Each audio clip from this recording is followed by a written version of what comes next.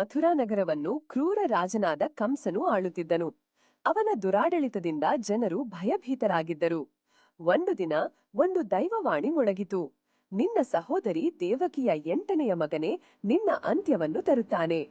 ಇದನ್ನು ಕೇಳಿ ಕಂಸನು ಹೆದರಿ ತನ್ನ ಸಹೋದರಿ ದೇವಕಿ ಮತ್ತು ಆಕೆಯ ಪತಿ ವಸುದೇವರನ್ನು ಕಾರಾಗೃಹದಲ್ಲಿ ಬಂಧಿಸಿದನು. ಅವನು ಹುಟ್ಟಿದ ಪ್ರತಿಯೊಂದು ಮಗುವನ್ನು ಕ್ರೂರವಾಗಿ ಕೊಲ್ಲುತ್ತಿದ್ದನು.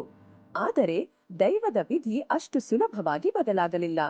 ದೇವಕಿಯ 8ನೆಯ ಮಗು ಜನಿಸಿದಾಗ ಕತ್ತಲೆಯ ಕಾರಾಗೃಹವು ದಿವ್ಯ ಪ್ರಕಾಶದಿಂದ ತುಂಬಿತು. ಆತನೇ ಶ್ರೀಕೃಷ್ಣ, ಸ್ವತಃ ಭಗವಂತನ ಅವತಾರ. ಆ ರಾತ್ರಿ ಕಾರಾಗೃಹದ ಬಾಗಿಲುಗಳು ತಾವಾಗಿಯೇ ತೆರೆದುಕೊಂಡವು. ಕಾವಲುಗಾರರು ಗಾಢ ನಿದ್ರೆಗೆ ಜಾರಿದರು.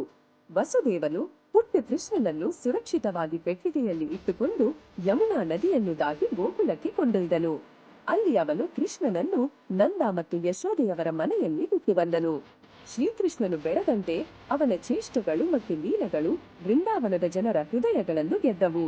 ಅವನ ಮುಗ್ಧ ಮುಖ, ಮೋಹಕ ನಗು ಮತ್ತು ಬಿದಿರು ಕೊಳಲಿನ ಇಂಪು ಎಲ್ಲರನ್ನೂ ಮಂತ್ರಮುಗ್ಧಗೊಳಿಸಿತು. ಅವನು ಬೆಣ್ಣೆ ಕದಿಯುತ್ತಿದ್ದ.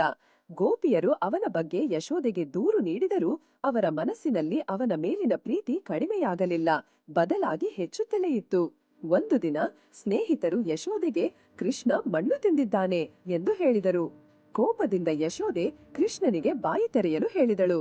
ಆದರೆ ಅಲ್ಲಿ ಮಣ್ಣಿಗೆ ಬದಲಾಗಿ ಯಶೋದೆ ಸಂಪೂರ್ಣ ಬ್ರಹ್ಮಾಂಡವನ್ನೇ ಕಂಡಳು. ಸೂರ್ಯ, ಚಂದ್ರ, ನಕ್ಷತ್ರಗಳು ಮತ್ತು ಇಡೀ ವಿಶ್ವ. ಆಗ ಅವಳಿಗೆ ತನ್ನ ಮಗ ಸಾಮಾನ್ಯನಲ್ಲ, ಬದಲಾಗಿ ವಿಶ್ವದ ಒಡೆಯನೇ ಎಂದು ಅರಿವಾಯಿತು. ಯಮುನಾ ನದಿಯಲ್ಲಿ ಕಾಳಿಯ ಎಂಬ ವಿಷಸರ್ಪ ವಾಸಿಸುತ್ತಿತ್ತು. ಅದರ ವಿಷದಿಂದಾಗಿ ಗ್ರಾಮಸ್ಥರು ಭಯಭೀತರಾಗಿದ್ದರು. ಎಲ್ಲರೂ ಸಹಾಯಕ್ಕಾಗಿ ಕೃಷ್ಣನನ್ನು ಪ್ರಾರ್ಥಿಸಿದರು. ಕೃಷ್ಣನು ನದಿಗೆ ಧುಮುಕಿ ಸರ್ಪದೊಂದಿಗೆ ಹೋರಾಡಿದನು.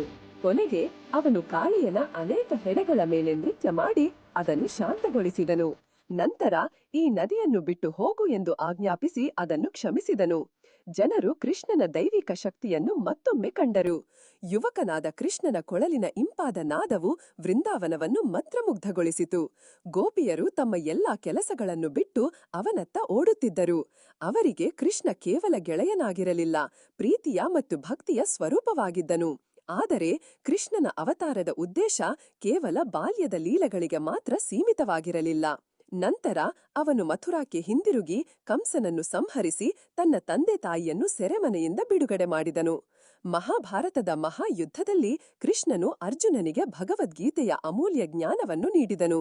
ಆ ಸಂದೇಶವು ಭಕ್ತಿ, ಧರ್ಮ ಮತ್ತು ಸನಾತನ ಸತ್ಯದ ಮಾರ್ಗವನ್ನು ತಿಳಿಸಿತು. ಸಾರಾಂಶ: ಶ್ರೀಕೃಷ್ಣನ ಜೀವನವು ನಮಗೆ ಒಂದು ಪ್ರಮುಖ ಪಾಠವನ್ನು ಕಲಿಸುತ್ತದೆ. ದೈವತ್ವವು ಕೇವಲ ಪವಾಡಗಳಲ್ಲಿ ಮಾತ್ರವಲ್ಲ, ಪ್ರೀತಿ, ಧೈರ್ಯ, ಜ್ಞಾನ ಮತ್ತು ಧರ್ಮದ ಮಾರ್ಗದಲ್ಲಿ ಇದೆ. ಅವನ ಬಾಲ್ಯದಿಂದ ಹಿಡಿದು ಗೀತೋಪದೇಶದವರೆಗೂ ಅವನು ಕಲಿಸಿದ ಪಾಠವೆಂದರೆ ಜೀವನದ ನಿಜವಾದ ಗುರಿ ಪ್ರೀತಿ, ಭಕ್ತಿ ಮತ್ತು ಧರ್ಮದಲ್ಲಿದೆ.